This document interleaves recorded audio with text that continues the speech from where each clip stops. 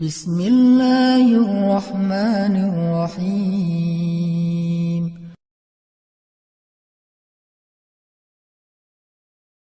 Persiapan sebelum kita masuk ke bulan suci, ke malam Lailatul Qadar atau 10 malam terakhir bulan Ramadan adalah jangan sampai kita punya masalah dengan seseorang. Apalagi orang itu adalah orang tua kita.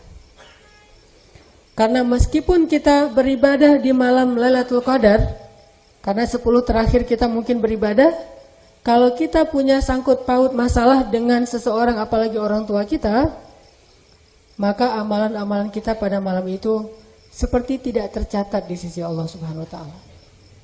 Seperti dilupain oleh para malaikat. Kenapa demikian?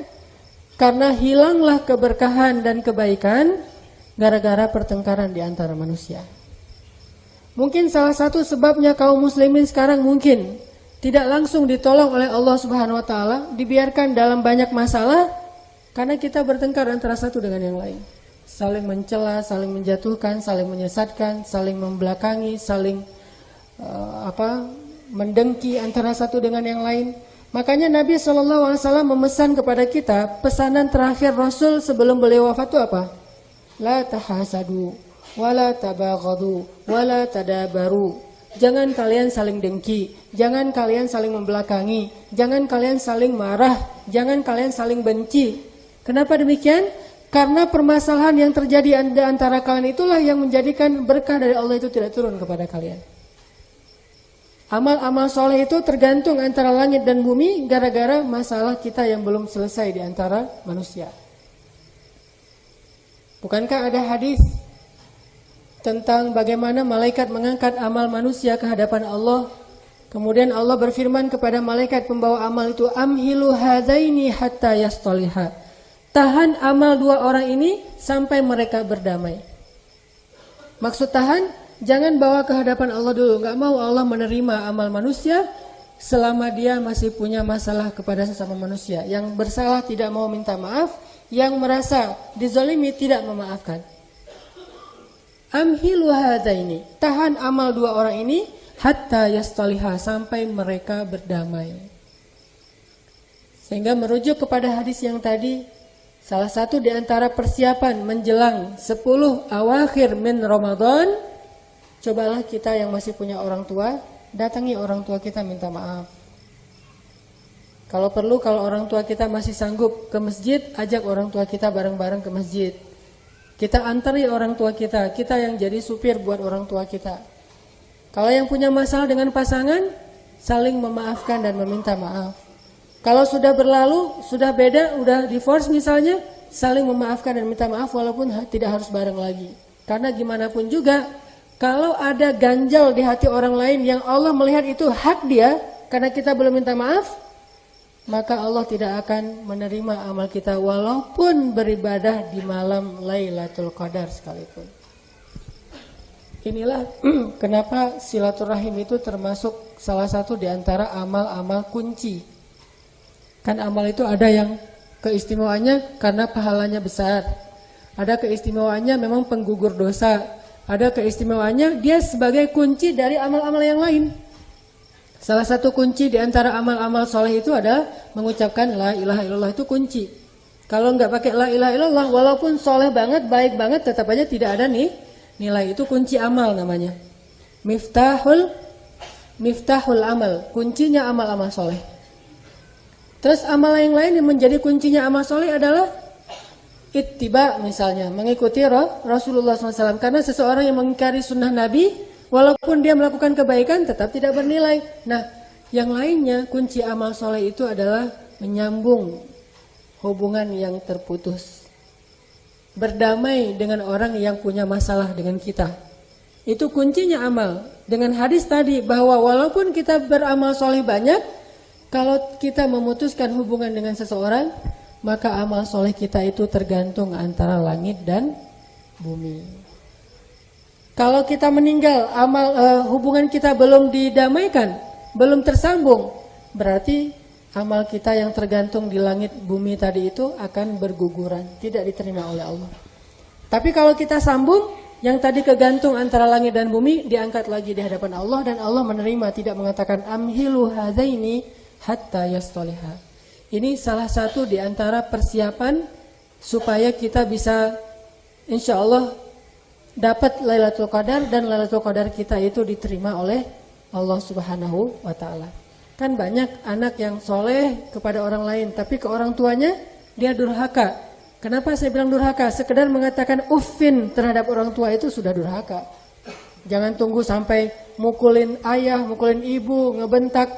Kita mungkin gak sampai segitunya. Tapi sekedar bilang uffin, ngeluh kepada orang tua kita yang membuat orang tua kita kata-kata itu jadi menyedihkan hatinya.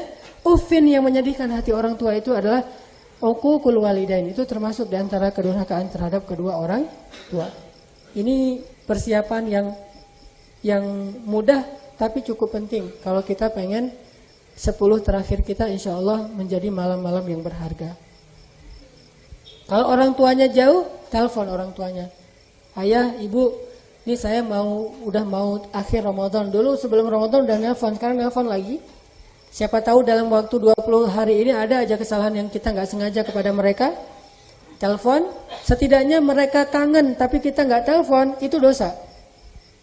Orang tua kita apalagi ibu ya, kangen kepada kita, kangen banget.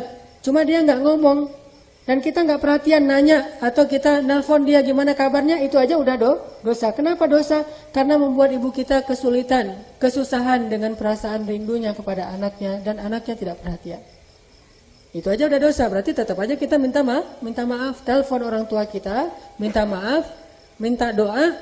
Mudah-mudahan dengan doa dari orang tua kita nanti dicatat oleh Allah salah satu yang tahun ini dapat Lailatul Qadar.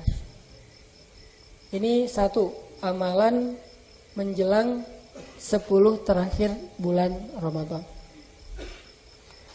Yang kedua, kalau kita yang punya kesibukan, usahakan 10 terakhir ini kan final Ramadan. Usahakan kesibukan kita mulai harus dikurangin. Karena agak-agak kewalahan kita bisa konsen, khusyuk sholat di malam hari kalau siang hari kita banyak kegiatan. Kecuali memang gak bisa ditinggalin kayak pegawai negeri atau apa, oke lah. Tapi kalau bisa semaksimal mungkin kita berusaha jangan sampai siang itu menyita konsentrasi kita di malam hari. Jangan sampai kesusahan kita, kelelahan kita di siang hari itu buat kita gak lagi powerful sholat malam. Kalau kita kadang-kadang sesekali ninggalin taraweh di 20 malam pertama ini oke lah, masih bisa gak taraweh tapi nanti bisa sholat malam misalnya.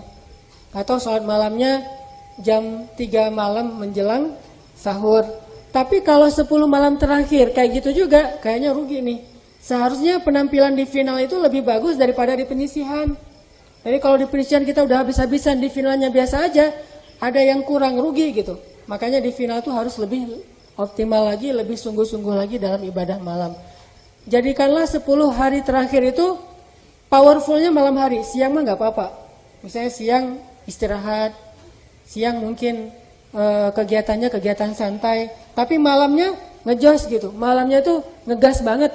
Memang 10 hari terakhir itu puncaknya di malam hari. Di siang hari tidak masalah kalau kita agak-agak santai. Tilawahnya malam hari.